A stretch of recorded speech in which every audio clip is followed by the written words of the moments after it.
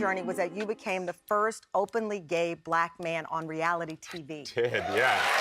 That was the Real World Philadelphia. Look at you! Look at that little baby. boy. Really, I haven't seen that photo forever.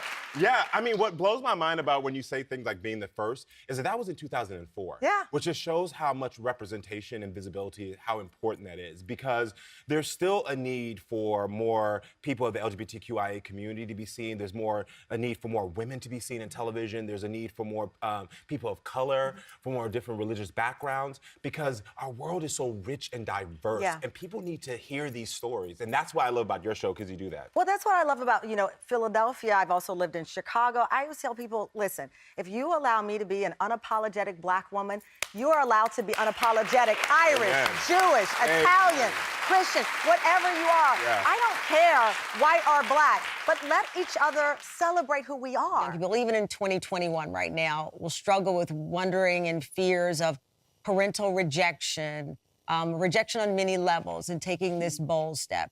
And they'll look at you and they'll say, I'm inspired by her. I'm inspired that she took this step. Was that in the back of your mind? You inspired a generation of young women to jump into the hip-hop game. And you very well may inspire many kids, many people, adults, who are still holding on to their truth because of fear. Well, I think it's an honor to inspire up-and-coming hip-hop artists or female artists wanting to get into the game of hip-hop. And I had no idea or didn't even think about the people that I have inspired as far as living in my truth. Like, I don't think about that part. It's amazing. It's a great feeling to know that that's happening, but I'm just making myself happy finally and living in my truth. And whatever it does, and if it inspires people, that is amazing, because that's what we love to do. We love to give back, inspire people, help people, bless people in any way possible. So that does my heart good. It fills my heart. But I didn't expect that. I didn't think that ahead of time. I was just happy. And we were joking around one day saying, I'm going to post it. I said, no, I'm going to post it. And she was trying to beat me to it. Then I was trying to beat her to it. Then when she posted, I was like, bitch, I guess we just came out. Oh my God. And I was like, oh my God. But I got so much love and so many people saying wonderful things to me, supportive things like, girl, we so happy for you. We see your glow. Right. And it just made me feel so good, like a weight was lifted, Tamron, I promise. Big wins making headlines and history for this Instagram post. Take a look. Last month, Hampton University student and college football player Byron Perkins told his followers, quote, I've decided that I'm going to make a change and stop running away from myself. I'm gay. Let it be known that this is not a decision or a choice. Yes, this is who I am. This is who I've been. And this is who I'm going to be. Simply put, I am who I am. With those words, Byron made history as the first openly gay football player at an HBCU, a historically black college. I'm telling you, this is amazing, because I know that you had a game just this past weekend. And your post went viral. It did. Were you ready for it when you hit send? Because I always wonder, what's the moment like before you hit send and then when you realize you can't take it back? It's out. I didn't realize it was going to have as much impact as it had. Really? No, not at all. Not at all. I thought that I was just essentially just doing something that was going to, help me. I didn't realize that I was going to be an influence to everybody else. What had happened? I'm really texting. What had happened? What happened in your life that made you want to do it in that moment? A lot. Now that I think about it, it was just a mixture of wanting to be better. Not only better for myself, but better for my team, better from an academia standpoint. I really just wanted to be a better version of myself, and I realized that I couldn't do that because, I was hiding a version of myself, and it was really hindering me. Hindering you. You wrote, I've come to understand that life is precious, and I could be gone at any moment. Therefore, I will no longer be living a lie. No one should have to live a life crippled by what society thinks. Absolutely. How old are you now? I'm 22. You're 22. You're a baby. 22 Oh, years old. baby. Listen, you're a baby. Take it from me. Okay. The fact that you were thinking about how life could be gone in a flash and that time is precious. At 22, I was not. I thought I had all the time in the world to get everything right and everything wrong. But it was weighing on you so much so that at 22, you felt the weight of this. When your family read, who was the first person to call you after you hit send on it? Oh, well, the first person who called me was my mother. She wasn't completely on board at first, in particular because she was worried about how the world would treat her baby. I'm her only son. So in a lot of ways, she was, very scared of how the world would react, how people would treat me, how I would be seen. But I told her that I'm her child. Can't nobody stop me because I came from her. So, I care for her. So many people got to know you as a WWE superstar. This physically fit, hyper masculine environment. And then you bravely, and I say bravely, listen, I understand not everyone accepts an individual's journey, whatever it is. This conversation is not about whether or not you agree, it's whether you respect. And you commanded respect. And I appreciate that because you said, this is who I am. Yeah, I appreciate that. And it's one of the things that I always looked at early on. I don't expect anyone to ever accept my journey, to change their views, to change their mind on how they feel about the transgender community. My purpose here, I really feel, is to just be transparent with my journey like I was when I first came on your show. Yeah. And put it out there so that if anybody wants to learn or they want to have insight to what this journey's like, there's empathy and emotion. Empathy and emotion. I love that. And I gotta say, I mean, you've coached people with fitness, and you lost some clients initially. I did. Yeah. My previous business was mostly male. It was 92% male demographic. And when I transitioned, alpha males don't like their alpha male heroes turning into a woman, which is totally understandable. I get it. And I can never be upset at anybody for not sticking with the business. So I lost everything. There was a day when I swiped my debit cards and everything went red. And that was a big moment for me where I couldn't hide behind my home, behind a screen, behind a filter anymore.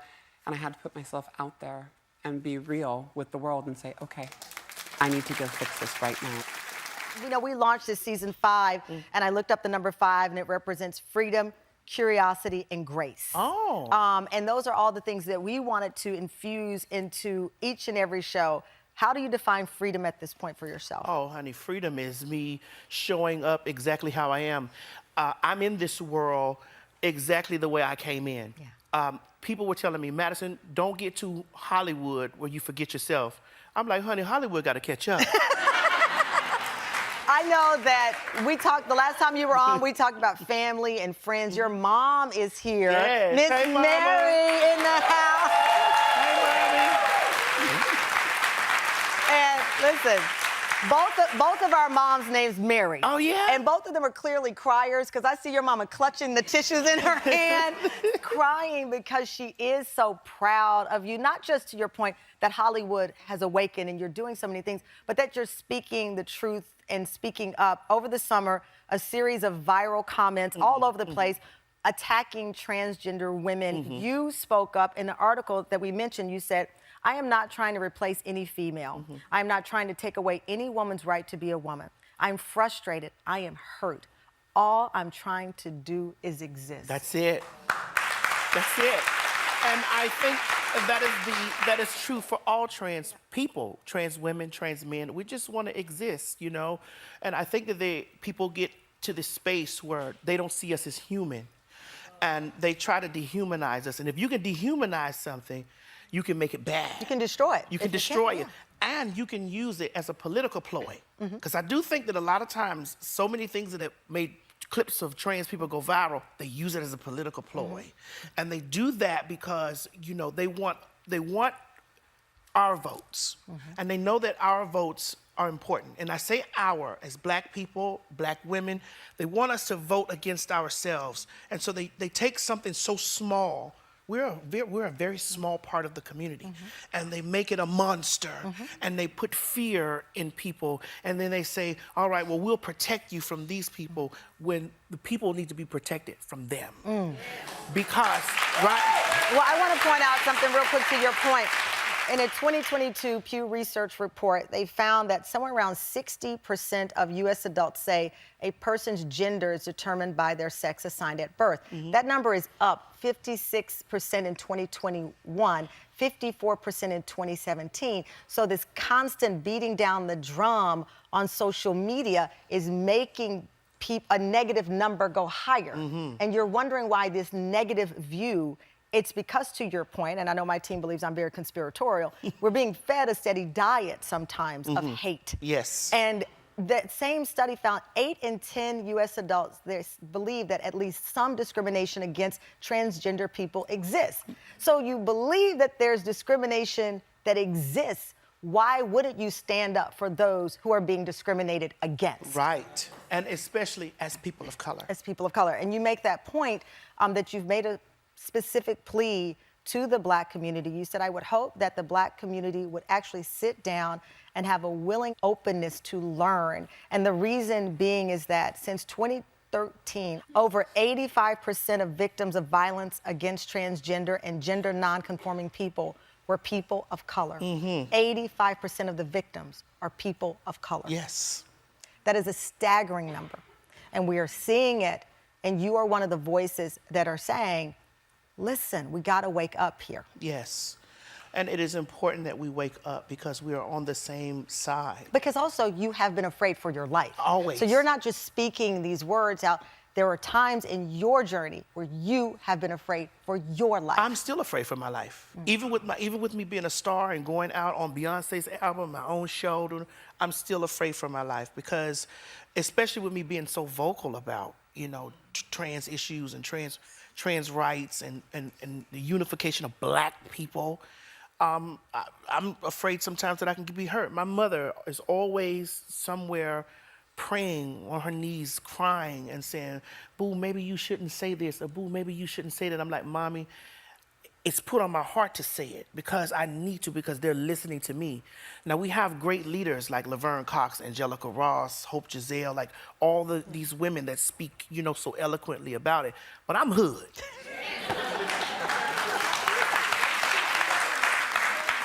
Just when I started crying on this emotional speech, and then you make me laugh.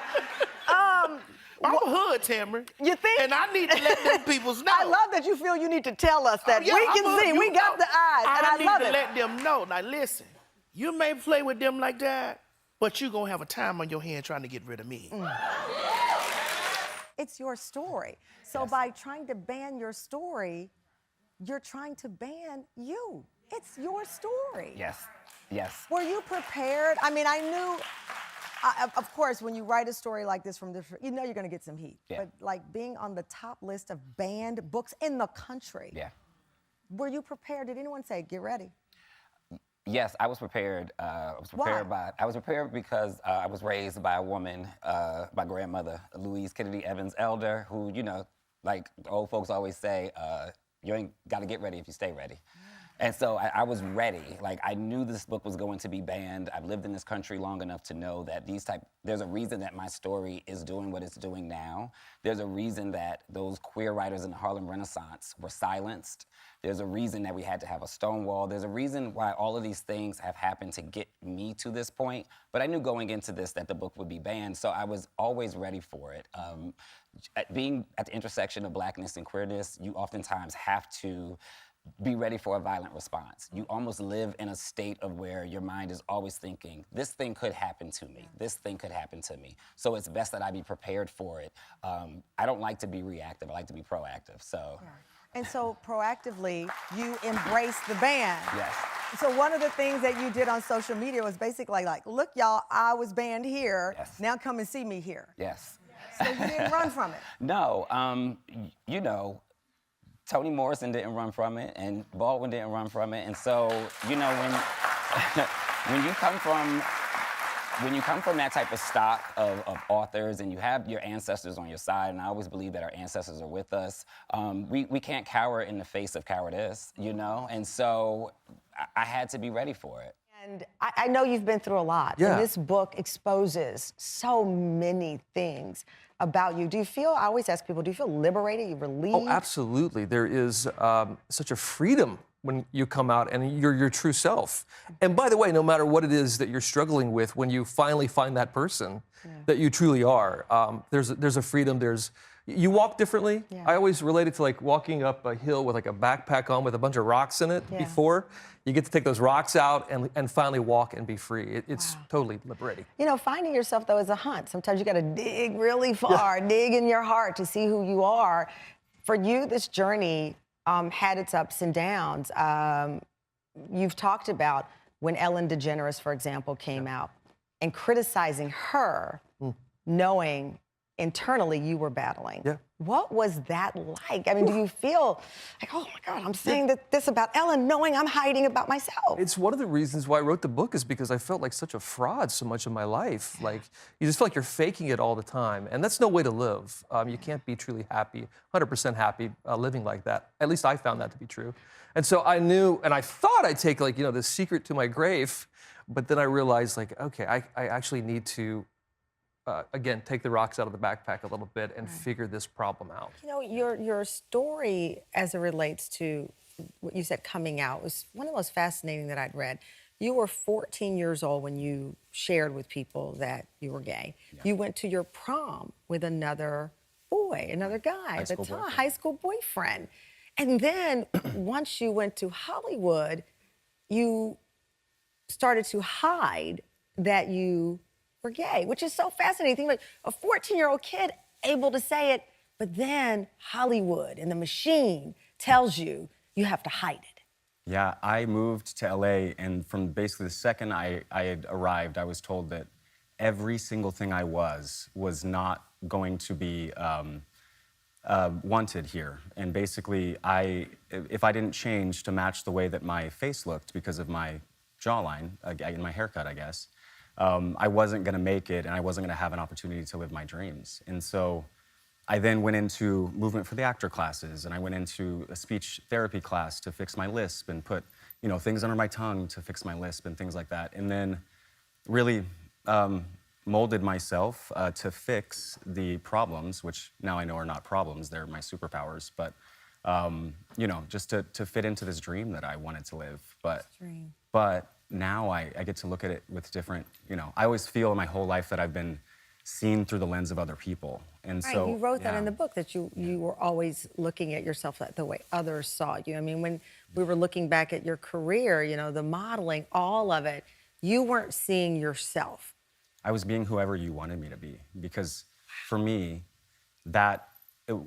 once I realized and was basically told that my only currency in life was because I was beautiful or because of the way I looked, I used that to then, I believed that. And so all the other qualities of me. Your heart, your integrity, all of these things about you. Yeah, and my sensitivity and my passion for things. And I just put all that on hold and, used whatever currency that I had. And then until it sounds like you're a robot, right? It sounds like you were put in this world and they said, because we hear women say that, right? The physicality, and I was only used for the way I look, but rarely do you hear men talk about this. And there you were, this obviously successful actor, building this career, handsome guy, but you felt like they just wanted you to be a robot, a face. I've always struggled with confidence, with my life, because when I was that character, when I was that person that everyone wanted, and when I was having a moment, I definitely,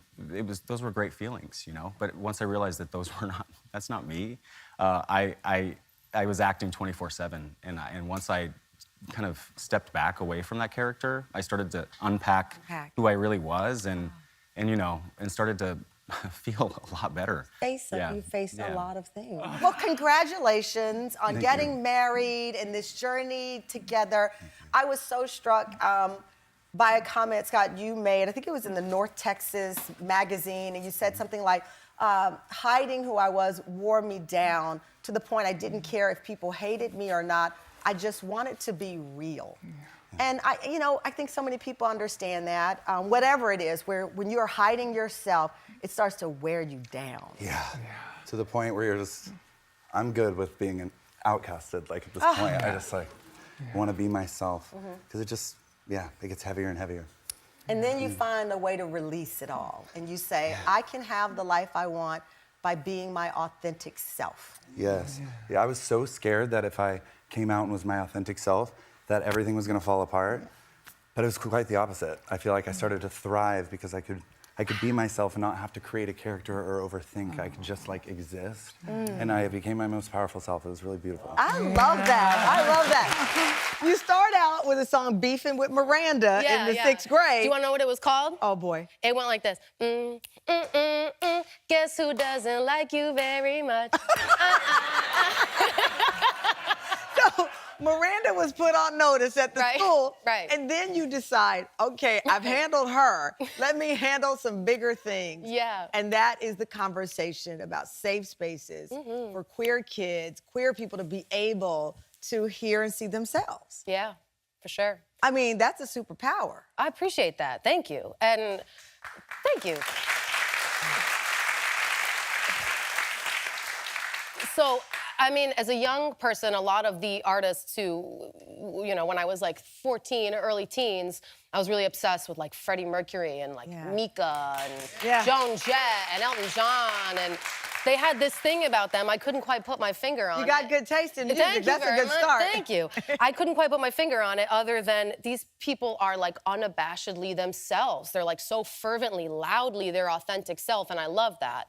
And it kind of made my struggle feel a little bit better. So by the time I was a little bit older and I was like, oh, okay, I know what's going on with me. That's what's going on with them too. I realized I was so gravitated towards queer artists, and I kind of wish they had done a little more talking about that. I understand times were different. No, listen, I was the other day watching the Elton John I'm Still Standing video. Yeah. And I think if you ever rewind YouTube and go see this video, you're like, wait a minute, how did anybody miss the messaging there?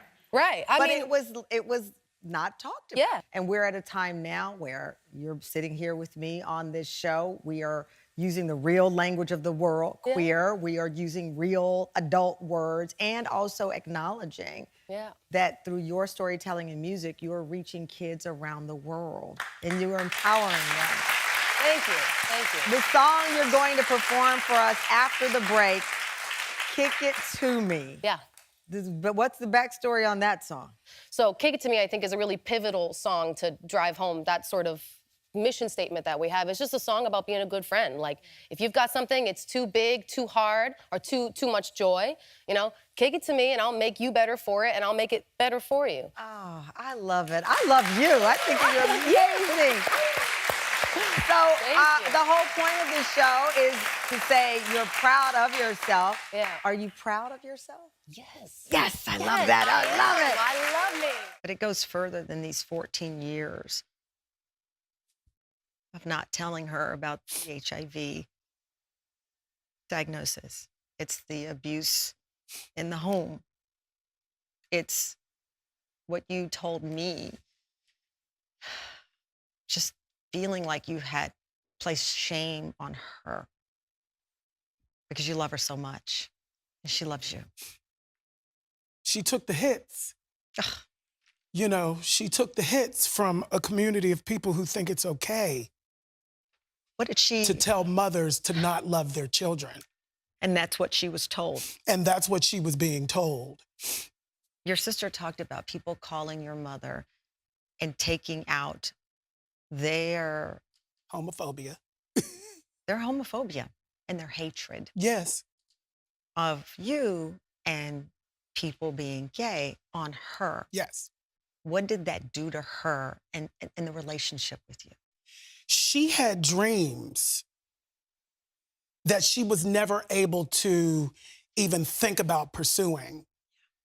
So she had a space in her heart and in her soul for her children to go and attain every dream they ever wanted to. And I think that's what saved us all. Because she was able to go, oh, that's my child's dream. And he ain't hurting nobody. You know, Your sister said it took her time to get there. Yeah, it took time. It took time. How did you feel watching her evolve? I know it's so simple to go to the darkest of those days. Yeah. But when you see she's trying. I will just go to the example of when I told her. When I finally told her I was HIV positive, which was maybe a month and a half, 2 months ago now. Since 2007, I told her, and she said, son, I love you. I will always love you. I have always loved you. None of this matters. I just want to know that you're healthy. I was like, I'm healthiest. I'm the healthiest I've ever been. I'm a Black man that has to go to the doctor every 3 months. Like, I'm the healthiest I've ever been. You know, but the thing she said to me was, stop doing this, son. Please stop doing this. I know that I didn't know how to be the mother that you needed me to be at the beginning of this journey, but it has been decades now. I need you to stop this. What did she want you to stop? Stop hiding from her. Stop withholding from her. She said you spent 14 years with this by yourself for no reason.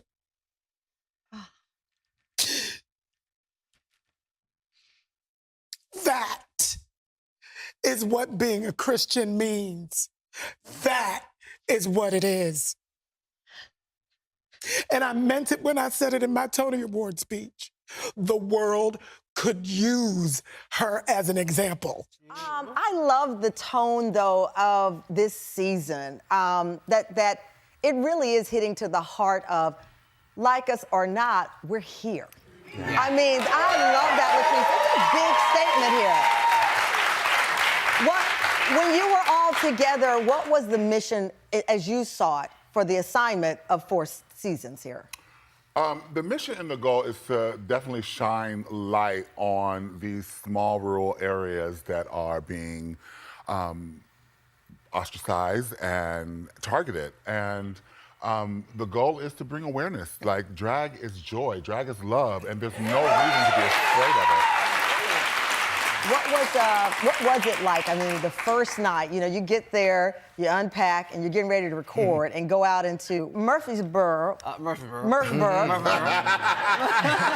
Tennessee. Like anywhere in the world, I'm sure there were fans, because there are fans of yours around the world. But you also knew what you were getting into and going in these territories. Why did you want to do it?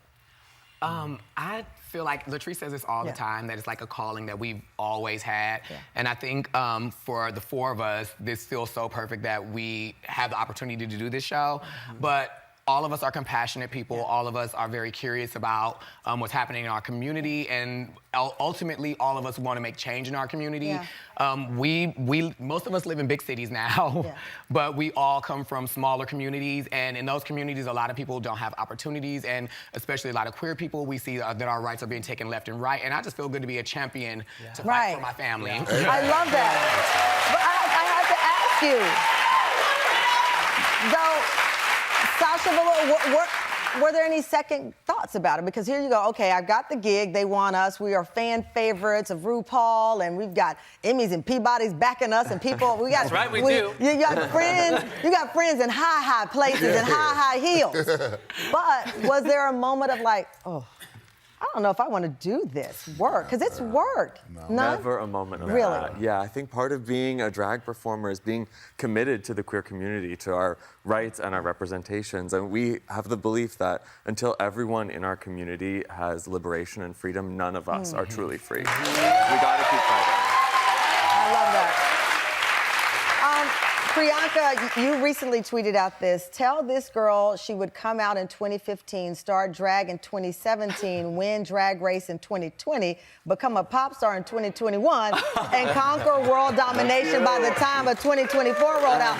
Somebody tell her, because I'm freaking out. We tweet too crazy. Not gonna be the only tweet. I didn't realize that someone to tell me that was gonna be Tamron Hall. I guess I made it, didn't I love this. Tell her, because I'm freaking out. Yeah. Because all of you are so effortless, so beautiful, so charismatic, but you're still the person at heart who, I always say when I'm trying to focus, I go to my 7-year-old self. I stand in the mirror and I find my 7-year-old self, not the physical of the person, but the heart and the fears and people telling you what you can and cannot be and who you are, rejection, church, all of these layers. But now you get to post something like that about yourself. That's what I always say. I'm like, it's all about our inner child. I remember being so scared as a kid in my bedroom, locking the door, dancing to the Pussycat Dolls specifically. I would like put up curtains and like would turn on my little fan and like put on a towel as a wig because like, you know, I wanted to feel the fantasy. I think we've all done that. Yeah. And it was just like being able to do it now. I'm like, can someone go back in time and tell me that like you are gonna be doing exactly what you want? You're all seeing success together and individually. Sasha was a Billboard magazine named your Whitney Houston So Emotional Lip Sync from season 9, one of the best of the whole series. It's a moment, people cannot stop talking about it. We also have some footage from the world tour of the drag show, the big reveal. It just wrapped up. Again, like, going through each of your lives right now, I get goosebumps, so I can't imagine being y'all. Latrice, this is your quote. I have no time for insecurity. All the things I was insecure about, I either had to love it or love it more. People prey on your insecurities, so why give people something to prey on? I love this because it applies to all of you, and it applies to this show about likability. Yeah. Because at some point, wanting to be like, especially when you are facing people who would rather see you in jail or worse for expressing yourself. You can't worry about if they like you. You can't. And I worked so hard throughout my life to overcome those insecurities and voices that like tried to keep me down. And my mother always taught me, she says, it's not what you call, it's what you answer to.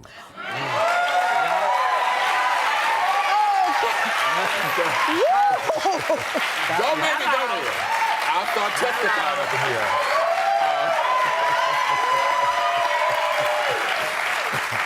Okay, I literally, my hair just stuck. Because it is true, it's not what you're called, it's what you answer by.